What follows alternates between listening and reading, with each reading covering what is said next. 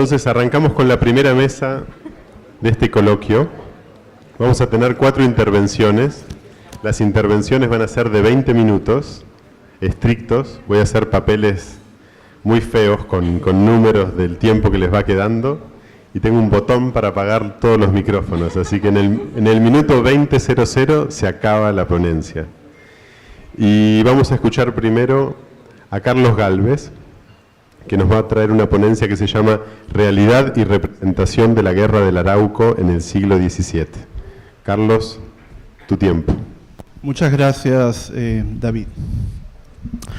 Leí hace poco en un artículo periodístico que a principios del siglo XVII la poesía épica era el método preferido para crear y promover leyendas sobre escenarios de guerra. Cuando Alonso de Ercilla, en su famoso poema La Araucana, Madrid 1569, escrito para cantar la guerra del Arauco en la gobernación de Chile, se preguntaba: todo ha de ser batallas y asperezas, discordias, sangre, fuego, enemistades, odios, rencores, sañas y bravezas, desatino, furor, temeridades, rabias, iras, venganzas y fierezas, muertes, destrozos, riñas, crueldades. Se estaba preguntando Ercilla se estaba recreando y representando al mismo tiempo Ercilla la leyenda de la guerra de conquista del indómito Chile, o era tan solo un espectador fatalista de una falsa representación del conflicto que siguió a la conquista del reino más austral del Imperio Español. ¿Acaso ambas cosas?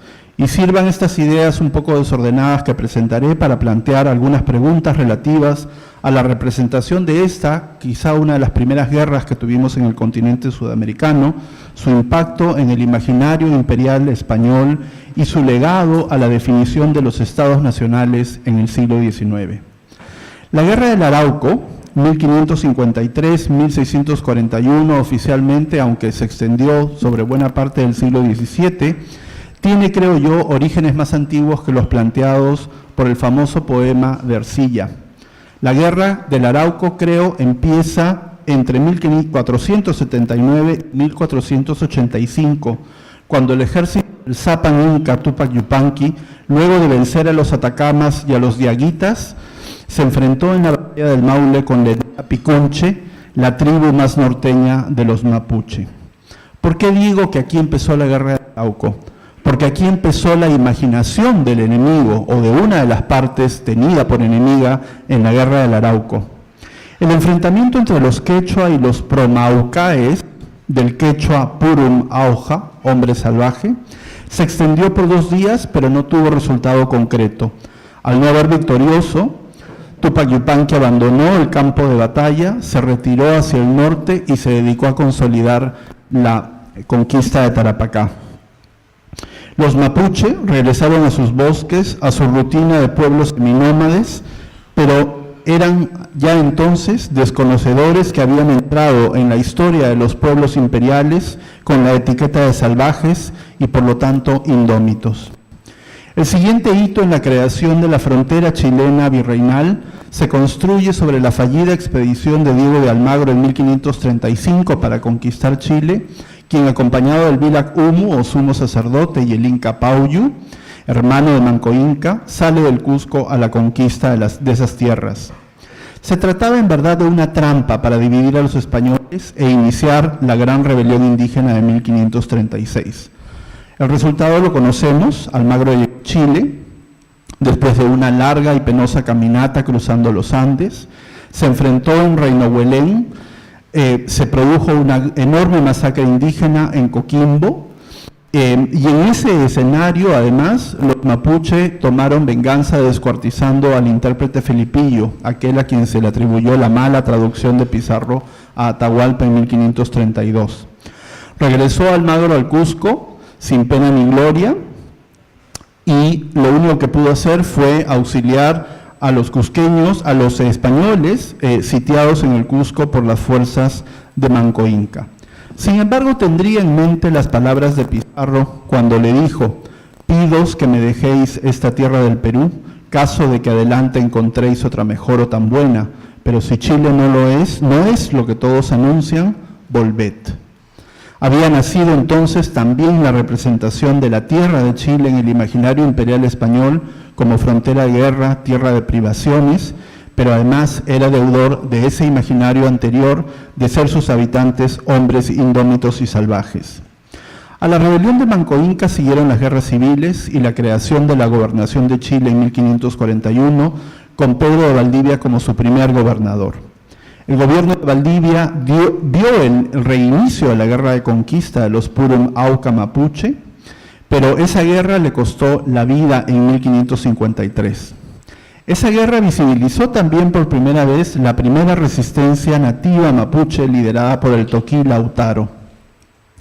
La crueldad de Valdivia en los años de su gobierno, al punto de llegar a ordenar la amputación de los dedos de los pies a los indígenas capturados en el campo de batalla, encontró su cruel contraparte en la muerte que le dieron los mapuches en 1553 y el uso que su cráneo tuvo como vasija ritual por varias décadas antes de ser rescatado por los españoles. La muerte de Lautaro a manos de los vengadores del gobernador tampoco fue menos dramática. Fue empalado y asaeteado. El cuerpo del Toquí simbolizaría entonces la periferia virreinal salvaje y rebelde. La guerra del Arauco había entrado en una segunda etapa de radicalización en este momento, pero sobre todo con el pico de la muerte del sucesor de Valdivia, el gobernador don Martín García Óñez de Loyola, sobrino de San Ignacio y marido de la ñusta Beatriz Claracoya, luego de la batalla de Curalaba en 1598.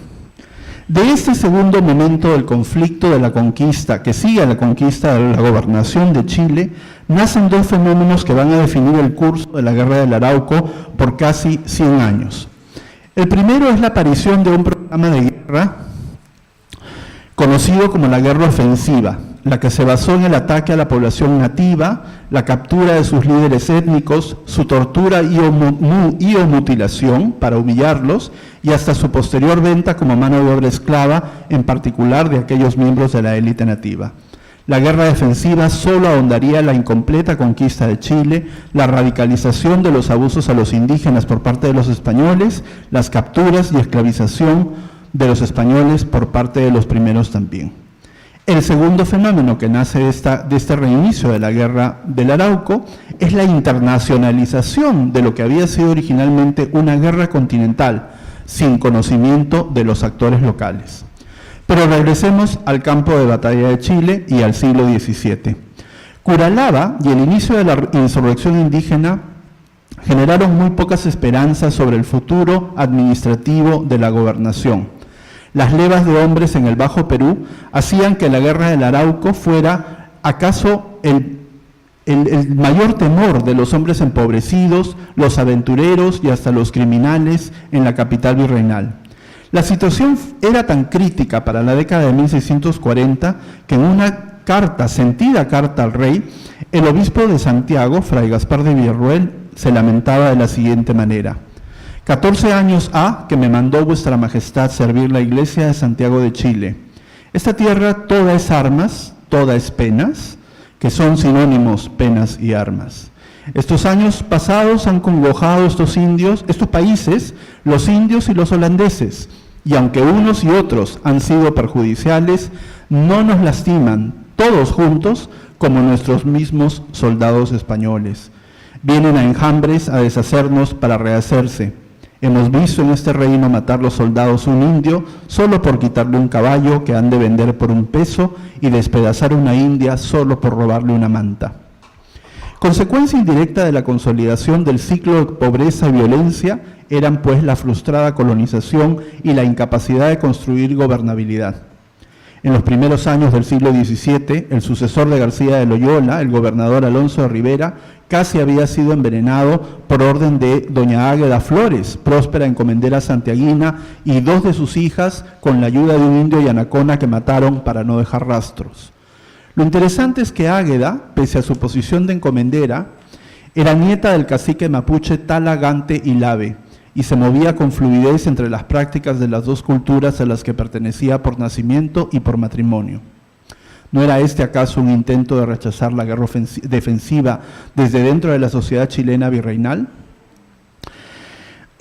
A principios del siglo XVII, una cultura económica centrada en la extracción y circulación de metales preciosos, la articulación de mercados regionales y globales alrededor de la exportación de la plata, nociones de marginalidad imperial de origen prehispánico, escasa colonización y hasta la amenaza externa de invasión por parte de otros poderes imperiales, habían generado para la gobernación de Chile la condición de subperiferia, de una periferia imperial, sin mayor posibilidad de integración real en la bonanza del resto del virreinato. Que la guerra no era popular y el desánimo había calado incluso hasta entre los líderes de la sociedad era notorio, como ya se ha dicho en la cita del apesadumbrado obispo Villarroel, quien en otra obra dijo: nuestras culpas son la ocasión de las guerras. Pero la guerra del Arauco parecía no tener como única causa el carácter seminómade y de rechazo al sistema de encomienda de la población mapuche. Como bien intuía el obispo Agustino, un ejército levado contra su voluntad, no bien pagado y sin sentido alguno de compromiso, generaba más enemigos del orden que constructores de la gobernabilidad y de la prosperidad. Esa causa aún más poderosa es la que me parece no ha tenido la reflexión debida en la historiografía. Esa era la de los intereses creados en la duración de la guerra y la que había consolidado a Chile como una permanente frontera militar. Luego de Curalaba en 1598 y la muerte del gobernador García de Loyola, se pensó en el gobierno virreinal de Lima que los mapuches podrían ser vencidos en poco tiempo si se elevaba un ejército de 1000 hombres, cuyo costo de mantenimiento se cargaría a la Caja Real de Lima, beneficiaria directa de las enormes rentas de la audiencia. El monto anual de ese impuesto, denominado el situado de Chile, no era pequeño, dada la urgencia de pacificar la gobernación. Al menos entre 1606 y 1691 bordeó oficialmente los 212.000 ducados, cifra que se mantuvo relativamente estable hasta 1687, cuando fue asumida por la Caja de Potosí.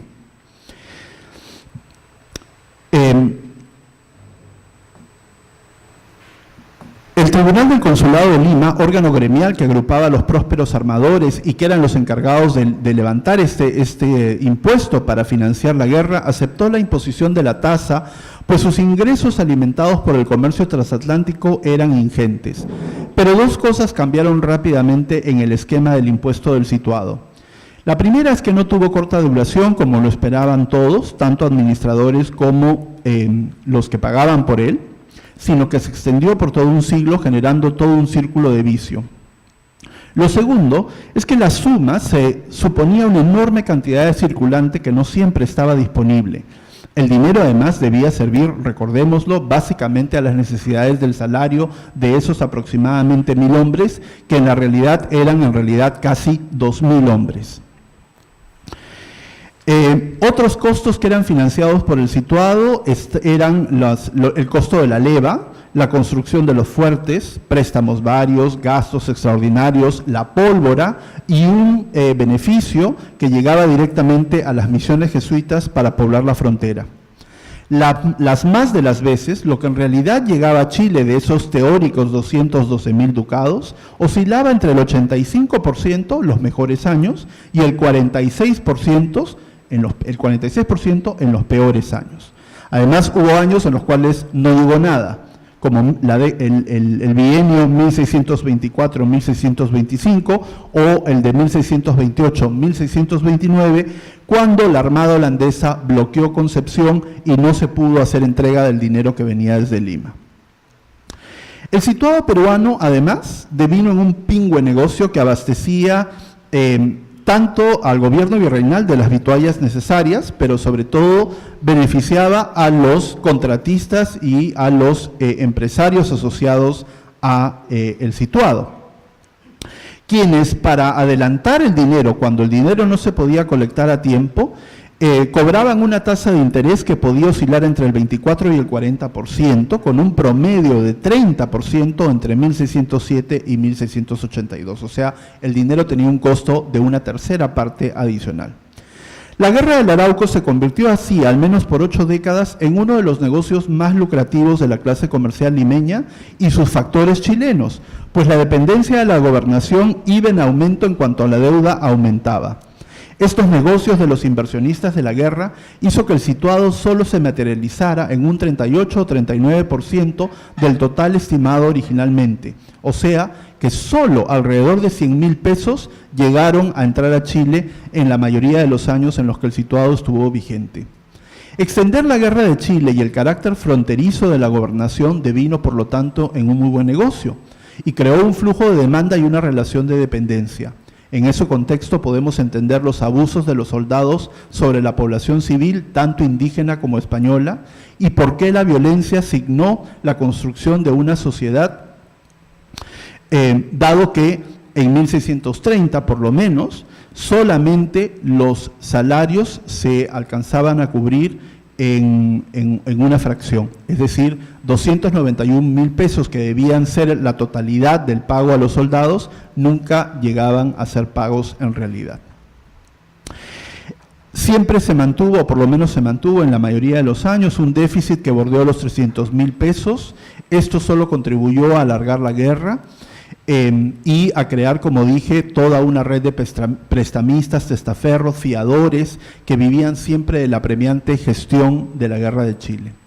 Había un tema además adicional, que era el tema del negocio de la esclavitud de los mapuches, que sobre todo aquellos pertenecientes a la élite mapuche, que capturados en campo de batalla o en sus propias tierras, eran vendidos en Santiago y en Lima como esclavos de guerra, pero además como esclavos de cierto prestigio, con cierto aire de prestigio suntuario. En 1645, por ejemplo, tengo el caso de un riquísimo clérigo novogranadino afincado en Lima, Luis de Betancourt y Figueroa, que pagó ante el notario Figueroa en Lima la suma de 220 pesos por un niño de 11 años llamado Antonio, que en verdad era hijo del cacique Rayequechún.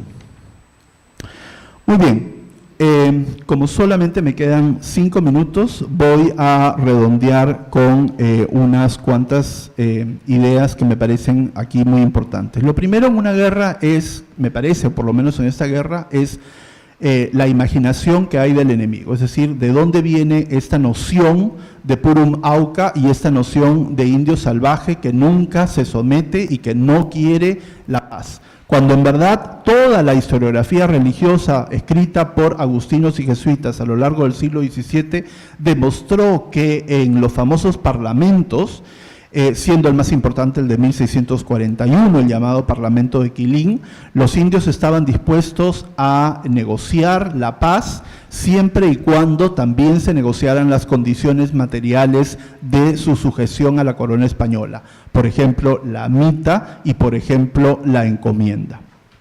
Naturalmente, mantener la noción de guerra de frontera suponía, y la guerra defensiva suponía mantener una guerra viva que, por el contrario, lo único que hacía era violentar a los indios y mantener su estado de esclavitud. Pero lo segundo, además de imaginar, digamos, esta condición de un indio indómito, lo segundo era que el impuesto del situado había creado un negocio tan pingüe que cuando llega el príncipe de Esquilache en 1615 al Perú, pregunta cuál es la prebenda más cuantiosa y al ser informado que era el situado de la Guerra del Arauco, se la entrega como beneficio a su favorito, don Martín de Acedo. Tan rico se hizo don Martín de Acedo con la Guerra del Situado que terminó casándose con, a su vez, una de las más ricas herederas de Lima, doña María de Vega y Padilla, a principios del siglo XVII. Con lo cual queda claro que el dinero siempre llamaba al dinero. Pero lo segundo es que a partir de 1620 y tantos, cuando se radicaliza la guerra entre la corona española y la provincia, y el reino de Flandes, la flota holandesa empieza a atacar las posesiones españolas en el Pacífico Sur y la posible ocupación de parte de Chile, porque de hecho los holandeses desembarcan en Valdivia en 1643, internacionaliza lo que había sido originalmente solo una guerra continental. Y aquí es el momento en el cual la guerra defensiva que estaba cayendo en términos de soporte propagandístico, se radicaliza. Hubo un intento, breve intento, sostenido por los jesuitas, más bien de una alternativa que era la guerra, cae la guerra ofensiva y sube la guerra defensiva, pero esto por un breve lapso de tiempo. Entonces, en este último momento, que es la segunda mitad del siglo XVII, cuando se internacionaliza el conflicto mapuche, la guerra del Arauco se extiende todavía artificialmente por casi 40 años más. Hubo una conferencia de paz en 1641, pero seguirá viva por lo menos hasta fines del siglo XVII. Obviamente porque aquí entra ya en juego otro problema. ¿Qué pasa si los mapuches son conquistados por los rebeldes calvinistas holandeses? ¿Y qué riesgo supondría esto no solamente para finalizar la conquista de Chile, sino para el abastecimiento de la plata desde el Perú hasta España? Bien, entonces quiero terminar con una idea que me parece sumamente interesante, que es la que propone José Javier Ruiz Ibáñez en un reciente estudio que se titula Monarquía como Conquista, y que creo que es válida para las reflexiones generales de este evento. Sostiene José Javier Ruiz Ibáñez que a lo largo del siglo XVI la corona española, entendida como Estado, se va construyendo en un largo proceso de guerra de conquista que incluye la conquista americana. Y esa conquista americana va a definir ciertamente las características que tiene ese Estado.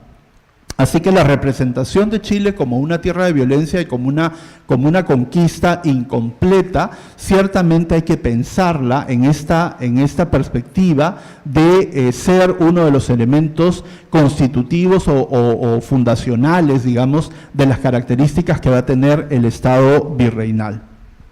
De otro lado, la representación de la Guerra del Arauco, creo yo, también nos permite revisar nociones jurisdiccionales, definiciones de soberanía imperial, que informaron las concepciones que del conflicto surgieron en la historiografía del siglo XVII y que fueron los verdaderos agentes que terminaron luchando contra la noción de que Chile era un reino indómito, ingobernable, de una pobreza absolutamente intrastocable, y estas nociones me parece que han alimentado de alguna forma la oposición Perú-Chile a lo largo de los siglos XVIII, XIX y XX. Muchas gracias.